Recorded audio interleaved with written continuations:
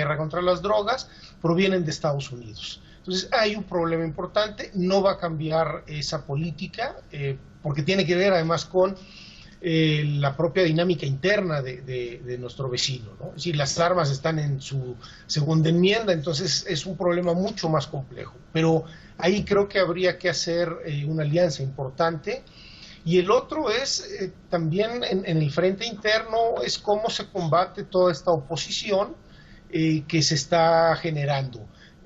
Grupos de interés desplazados, negocios cancelados y el propio reacomodo de los grupos del poder. Entonces ese es un factor muy importante porque la inseguridad o los niveles de violencia que el país tiene en este momento se prestan mucho a la manipulación. El propio término de terrorismo, por ejemplo, no hay que olvidar que corresponde también con una narrativa que ciertos círculos norteamericanos insisten en propagar acerca de México y de otros países, la idea del Estado fallido mismo, sin descartar los hechos reales que apuntan en ese sentido. Hay una insistencia reiterativa en este tipo de conceptos. Y uno que también es muy peligroso es justamente el de terrorismo, porque como han venido insistiendo tanto algunos medios de comunicación como congresistas de ese país, si esto se le nombra terrorismo, se corre el riesgo entonces de una intervención mucho más abierta. No hay que olvidar que a raíz del 11 de septiembre las leyes en buena parte del mundo respecto a lo que es terrorismo se han endurecido mucho. Entonces eso contribuye a la dificultad. No olvidemos también que desde estas agencias, desde estos medios, sus comentócratas y voceros, han surgido algunas ideas que son incluso bastante descabelladas, es decir, las alianzas de pandillas juveniles de la Mara Salvatrucha, por ejemplo, con financieros de Al Qaeda, o cosas por el estilo donde no se pide más casi un dogma de fe que evidencias. Entonces creo que también es muy importante en el frente interno tener mucho cuidado con el uso de los términos, no porque los hechos no aterren a la población civil, eso es evidente también, sino tener mucho cuidado por el uso político. Pero no será al revés, Edgar, sino que la política ha manoseado la gramática, que en realidad, y es como lo que estoy proponiendo aquí, los terroristas y los narcos son lo mismo, solo que con la política le ponen la asignación de terrorista para la intervención militar extranjera y le ponen narcotraficante para el crimen local, pero prácticamente como lo estamos proponiendo, la organización que está detrás es una organización verdaderamente de inteligencia, de terrorismo, de subversión, para tener en control no a México, sino a todo el mundo. Digamos que también hay algún elemento, bueno, hay un elemento que es muy importante en todo esto, que es el componente ideológico. Es decir, en el caso de los traficantes de drogas y grupos de crimen organizado, bueno, su ideología más allá del dinero no parece ser muy evidente. En el caso de cierto terrorismo, particularmente el terrorismo islámico, y bueno, tu auditorio tendrá mucha información al respecto, hay un componente ahí de tipo ideológico, religioso, este asunto del sacrificio, las 11,000 vírgenes del paraíso. Entonces, creo que esos son como los pequeños detalles que debemos atender también, sobre todo porque, como bien lo dices, cuando la política ataca la gramática, eso se presta a una serie de manipulaciones, propaganda, y en las guerras o en las ofensivas de este tipo, pues son como los componentes más importantes, ¿no? Por eso creo que sí hay que ser muy cuidadosos en esto. En los hechos, por supuesto, barren con la población civil. Me baso en las palabras de Hillary Clinton, y ahí tú no me dejarás mentir, Rubén, de que es que no les importa si son creyentes o son ateos o si tienen una versión retorcida del Islam, es que no les importa, lo que les importa es, bien, tú estás en contra de tal persona, yo te armo, te organizo y te entreno. Y entonces la expresión de violencia es usada para los fines propios. Rubén, ¿qué va a pasar ¿qué va a pasar? Y esto es una pregunta muy interesante. Seguramente en México hay zonas controladas por el narco, esas zonas grises, como en Siria había zonas controladas por terroristas rebeldes e insurgentes. Y ahí en Siria, Estados Unidos pues se metió, puso su bota militar sin ningún permiso y el gobierno de Siria no podía hacer nada porque no podía cubrir todo el territorio. ¿Qué va a pasar si en las zonas de conflicto en México pues llegan los soldados de Estados Unidos sin permiso, alegando que ya no es por México, sino una cuestión de seguridad nacional, lo que citaba Edgar, para los Estados Unidos de detener a los peligrosos narcos que ahora son unos monstruos terroristas? ¿Qué va a pasar, Rubén, cuando veo a la prensa y tú la ves en inglés apuntando para allá y al tonto y estúpido senador de Estados Unidos diciendo que prefiere ir a Siria que a México? Lindsey Graham. Bueno, de hecho la intervención ya está a nivel de presión, a nivel de lo que considero que efectivamente está en marcha un golpe blando. Si ponemos en contexto también a 3 exgenerales que en menos de 2 semanas aquí en México, exgenerales, pero antimilitares en diferentes medios, uno en entrevista con la revista Proceso, que se llama Sergio Aponte, otro el general Gaitán, con la presencia del secretario de la Defensa, otro a través de su cuenta de Facebook, que están criticando abiertamente están hablando como si fueran de los Estados Unidos, como llegan las voces de allá. Entonces, cuando me dices qué va a pasar, primero está esta presión tremenda, tanto interna como externa, de una nueva derecha que en México ya no se ve necesariamente representada por el PAN y que la están canalizando para tratar, como lo dijo el señor Vicente Fox, de darle en la madre a la Cuarta Transformación. Entonces, espero que no ocurra aquello de boots on the ground, que vengan las botas sobre el terreno. Pero la clave del asunto, de lo que también decían ahorita ustedes, es que la ideología y la política, sí, los narcotraficantes tal vez no tengan su ideología como tal, pero como dije al principio, la política y la ideología los pueden utilizar para generar actos de terrorismo y para generar actos convenientes para los poderes fácticos. ¿Qué va a ocurrir si llegan y se meten ahí? Pues se armará un gran escándalo, pero pues a fin de cuentas, si tomamos en cuenta lo que ha ocurrido en estos países como el Medio Oriente, pues no sé, pero esto ya aquí tan cerquita, en el patio trasero de los Estados Unidos, no sé si habría un despertar de las conciencias a nivel latinoamericano o no, no lo sé. Pero sería evidentemente gravísimo. Nada más quiero anotar algo. Dicho sea de paso, fue el presidente Eisenhower el que habló en su último discurso antes de pasar la estafeta a Kennedy del complejo militar industrial. Pero hay un libro maravilloso que se llama The Next War, la siguiente guerra. ¿Quién lo escribió? Pues nada más y nada menos que Caspar Weinberger, quien fuera secretario de la defensa de Ronald Reagan, con un prólogo de Margaret Thatcher. Si ustedes buscan este libro, una ojeadita por ahí en internet, hay un capítulo dedicado a México, la siguiente guerra. Fíjate, fue escrito creo que en 1989, por ahí. La siguiente guerra, ¿qué describe Caspar Weinberger? Que van a invadir México porque se va a declarar Estado fallido a México, porque va a tener un gobierno populista, porque va a haber un caos que va a poner en peligro la vida de ciudadanos estadounidenses. Yo digo, ¡ay! Se supone que es ficción, pero qué manera, y con Margaret Thatcher el prólogo de la ficción, y resulta que es justamente lo que están diciendo ahora. Estado fallido, hay un gobierno populista, hay un estado de caos, hay vidas de estadounidenses que se han perdido. Pues yo diría, ojo, mucha atención con el tema. Bien, Edgar, te veo ahí con muchas cosas, por favor, adelante.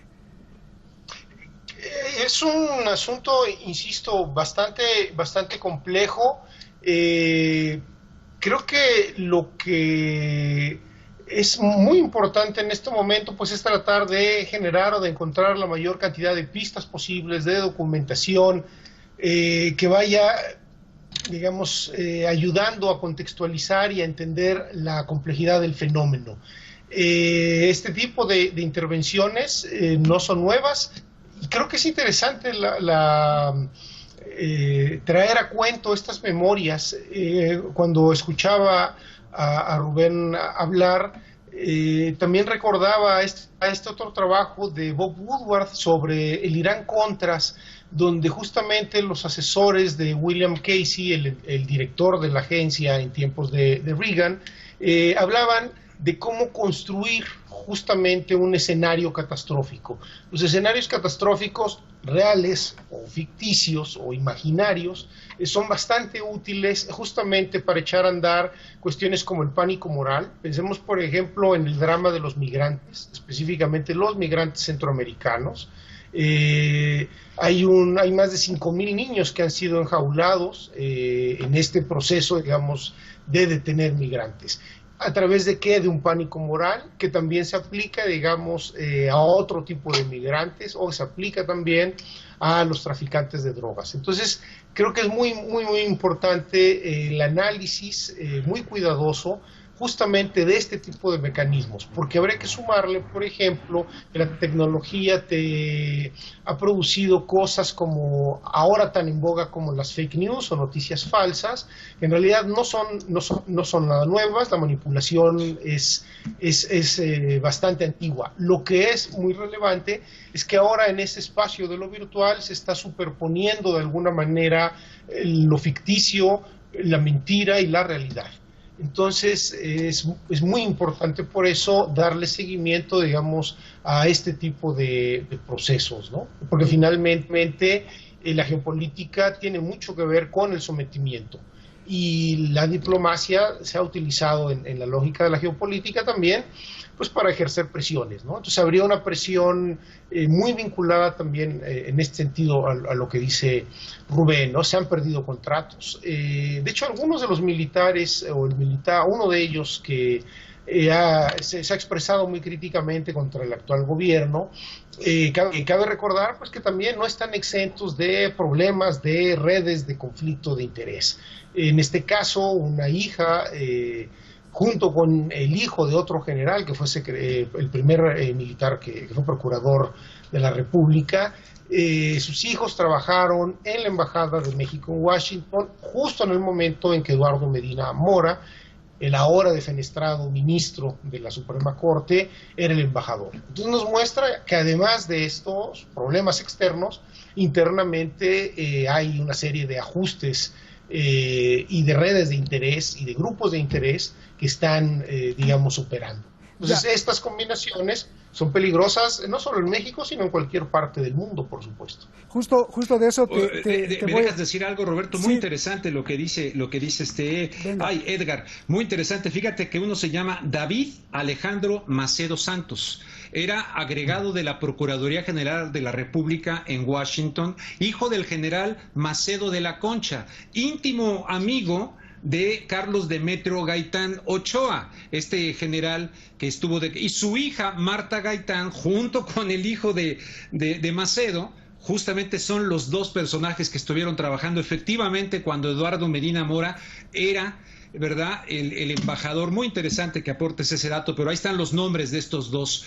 O sea que todo esto forma parte, me lo dijo el profesor Miguel Tinker Salas del Colegio de Pomona, sin duda está desatado un intento de golpe suave en contra de Andrés Manuel López Obrador, independientemente de los defectos o no que pueda tener su administración. Bien, yo estoy de verdad, muy feliz, y yo creo que también el auditorio, porque esta es una conversación de mucha altura, muy intelectual. Edgar, te agradezco mucho. Rubén, te agradezco. De verdad que lo que se está diciendo aquí es difícil encontrarlo, y gracias, les agradezco mucho. Les robé un poquito de su tiempo, así que nos extendimos a la hora, ya vamos a acabar. Te voy a preguntar, tú hiciste, Edgar, un libro y seguramente sabes mucho de la corrupción en México. Te pregunto primero a ti, Rubén, vayamos a algo aún mucho más grande, la corrupción.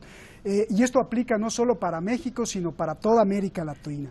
Por muy capaz que sea un presidente, Rubén, si un porcentaje del gobierno es corrupto, pues la lucha contra el crimen será en vano. ¿Cómo combatir la corrupción y cómo combatirla desde el origen?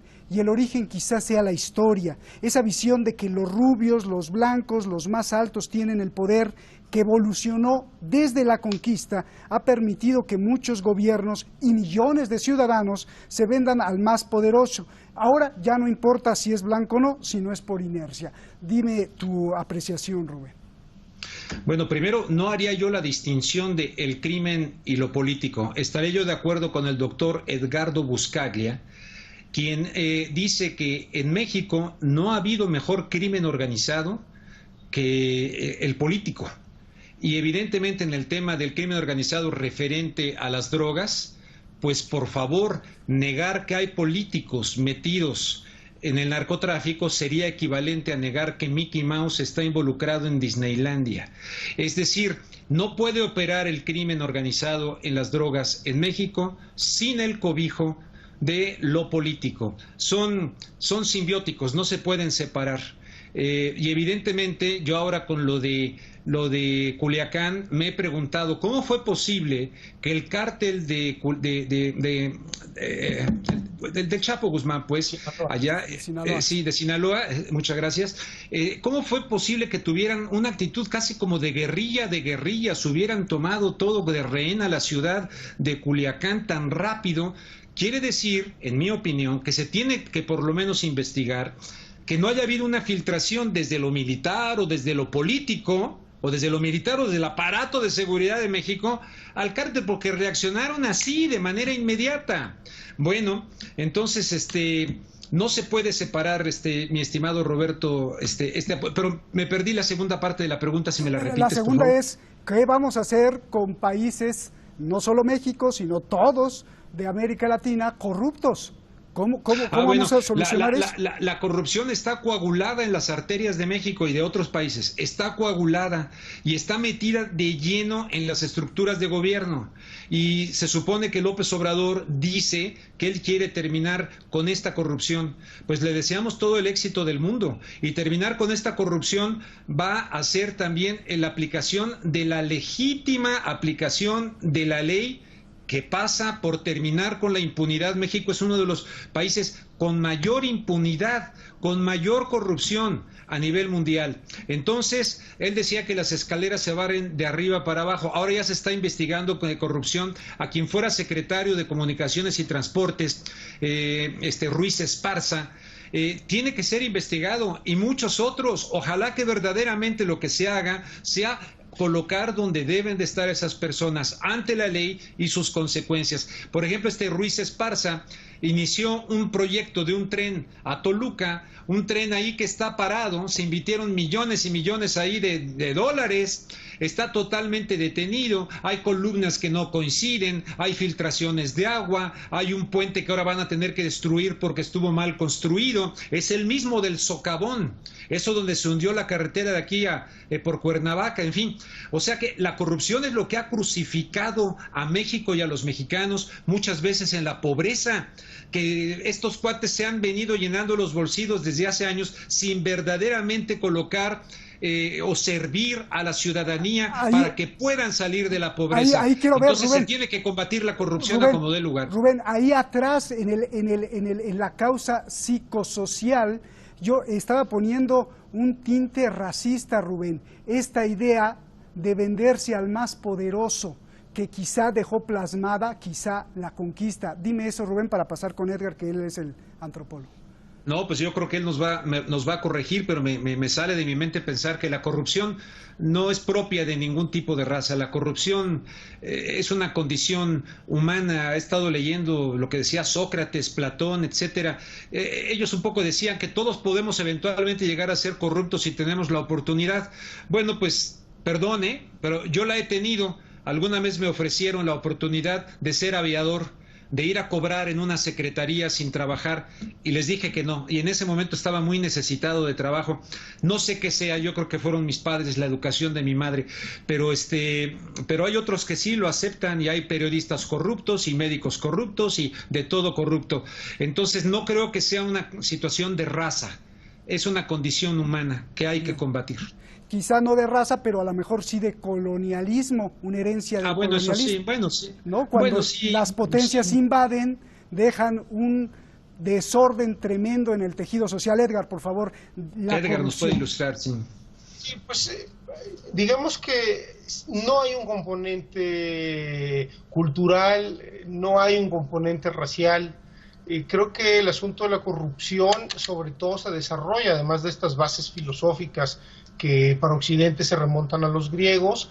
Esta corrupción tiene mucho que ver su desarrollo con la expansión del modelo capitalista, no solo explicado en términos económicos, sino en términos de los efectos que esto está produciendo. Es decir, si nosotros revisamos, vamos a encontrar casos de corrupción en todo el mundo. ¿Dónde podemos encontrarlos con mucha claridad? Revisemos el caso de los papeles de Panamá. Entonces, en los papeles de Panamá lo que encontramos es que países, si nos sirve de algo ahora, de todo el espectro ideológico, decirlo así, estaban involucrados con cuentas en paraísos fiscales. Entonces hay un problema importante que es global, que tiene que ver con la corrupción, que no respeta, digamos, ningún elemento ideológico, es decir, de izquierda, de derecha, del centro, de cualquier lado, aparecían en estos papeles.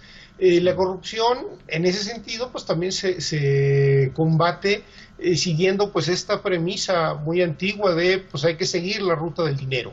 En el caso mexicano, en este momento, la Unidad de Inteligencia Financiera está dando ahí algunos golpes en este sentido. Es importante porque seguir la ruta de este dinero permite varias cosas. Entre otras razones, no ha tenido toda la eficacia que se necesita, bueno, pues porque tienes por un lado un poder judicial con graves problemas de corrupción y por el otro lado tienes una ahora fiscalía, que antes fue la Procuraduría de la República, que también tiene gravísimos problemas estructurales. Pero, digamos, en principio un elemento muy importante tiene que ver justamente con perseguir la ruta del dinero. Y esto se hace en muchos países, básicamente con unidades de investigación, digamos, de distintas instituciones, de tal manera que se les puede perseguir por la vía penal, pero también por la vía fiscal y otra serie de mecanismos y de leyes que permitiría desmantelar que la red completa. Pero ¿con mano dura o con educación? ¿Con mano dura o con educación? Digamos que es una mezcla de muchas cosas. No puede haber, digamos, o sea, el combate financiero, digamos, esto de la mano dura es como muy complicado, sobre todo porque es más una herramienta retórica para decir que se vende seguridad, aunque esto no se pueda garantizar. Pero, ¿por qué lo de la mano dura? Más bien tiene que ver con un trabajo policial serio, de inteligencia, lo que no se vio, digamos, en el caso de Culiacán. Eso es lo que se tendría que hacer policialmente. ¿Por qué? Porque no hay que olvidar que en México, como buena parte del mundo, pero en este caso que hablamos, hay una paramilitarización del conflicto. Eso es muy importante. O sea, lo que veíamos o lo que vimos en estas imágenes del caso Culiacán, pero también lo que se ha visto en Michoacán o en Tamaulipas, es decir, en distintos estados del país, es un problema de paramilitares, es decir, ya personas con entrenamiento de este tipo, que tienen nociones muy claras de estrategia, de táctica, armamento. Es decir, hay una profesionalización de la violencia también en estos paramilitares. Y algo que es muy importante y que también es un asunto global, está también en juego, más que el asunto criminal, hay recursos naturales que están en disputa. En México se han encontrado datos interesantes de cómo lugares donde hay presencia importante del crimen organizado hay también reservas interesantes de recursos energéticos. La cuenca de Burgos en el noreste de México, por ejemplo. Pero esto lo podríamos ver en distintos países, lo pudimos ver, me parece, en conflictos como Irak y otros más. Entonces, tienes paramilitarización por un lado, que se tiene que combatir, digamos, pues, con inteligencia policial. Ojo, no militar, porque el asunto de la militarización del combate a las drogas es también una imposición, hasta cierto punto, del gobierno norteamericano. Es algo que se remonta en México a los tiempos de Cedillo. Gracias, Edgar. Y sí, pues vemos a los terroristas en Irak y en Siria arriba de los pozos, ¿no? Ahí si queremos trazar el mapa. Dos preguntas, Rubén, ya nos vamos. Estrategia contra el narco. ¿Cuál es la estrategia contra el narco, contra el crimen en México? ¿Y por qué en México no se podría lanzar una estrategia similar a la que Rusia, el propio Estados Unidos, Siria, Irak lanzaron contra las bandas criminales terroristas? Fuerza total contra ellos. Mira, a nivel interno creo que se tiene que hacer una campaña a través de medios, de la educación, una campaña cultural, si se puede decir así, para que se tome conciencia a nivel del consumo, que también se consume ya fuertemente en México, la juventud pueda ser sacada de la tentación de caer en las drogas Y justamente lo que de alguna manera plantea Andrés Manuel López Obrador, de atender a la juventud a nivel interno, de poderles, mira, yo conocí aquí en Iztapalapa a un sacerdote, en Iztapalapa, una de las delegaciones más densamente pobladas de la Ciudad de México, droga, criminalidad, etcétera. Este sacerdote se metió ahí en esa zona y en lugar de nada más querer jalar a la gente al templo, a la iglesia, para las misas y tal, él lo que hizo es, me lo dijo a mí, hice un reportaje, aquí estos muchachos no han pasado por la experiencia del trabajo. Entonces se organizó de manera tal que fundó una panadería, una fábrica de muebles, una mueblería, pues, un taller de muebles, les dio trabajo. Llegaron al grado de exportar sus muebles a Canadá, pasaron por la experiencia del trabajo, los sacó de la ociosidad o de la falta de oportunidades. Aquí lo que hace falta para terminar con eso es empezar a atacar el problema en sus causas, no nada más en sus efectos, los balazos, los crímenes, toda esa situación. Ahora, ¿por qué demonios no en el otro lado, ¿verdad? En el otro lado, ¿por qué no por el lado del lavado de dinero? ¿Por qué, como dice López Obrador, quitarle el agua al pez? Es quitarle el agua al pez y es buscar allá en los bancos norteamericanos donde se lava el dinero. Esa sería una gran estrategia para combatir esto. Por un lado, la cosa del consumo, que la gente, que no sea esta apología de que las drogas ahora, y por el otro lado, atacar con el peso. Sí. Gracias, Rubén. Qué buena conclusión. Ambos a los dos, un abrazo grande y gracias por esta, pues, gran hora. Gracias, Edgar. Saludos a Edgar y saludos a ti y a la audiencia. Gracias. Deseo que las familias que nos están viendo dejen de echarle la culpa a su presidente, sea Macri, sea Donald Trump, sea Maduro, sea López Obrador, sea Bolsonaro, sea Putin, sea quien sea, y se concentren en una sola cosa, Y el poder de la atención es muy poderoso, la concentración. Concentren toda su atención en sí mismos, en su salud, en sus alimentos, en su casa, en sus hijos. Practiquen la honestidad, la solidaridad, la sonrisa. No importa que estén de mal humor, pinten su casa de colores aunque no haya dinero para la pintura, con su imaginación. Y abracen a sus hijos, apóyenlos en todo, acarícienlos, aunque hayan cometido el peor crimen. Parece ser que esta es la única solución, no ahora, sino a muy largo plazo, porque ellos, los que vienen, serán los que le digan no al crimen, no a la corrupción, no al egoísmo, no a la pereza, no a la mentira. Y si no están preparados, estamos perdidos. Buenas noches.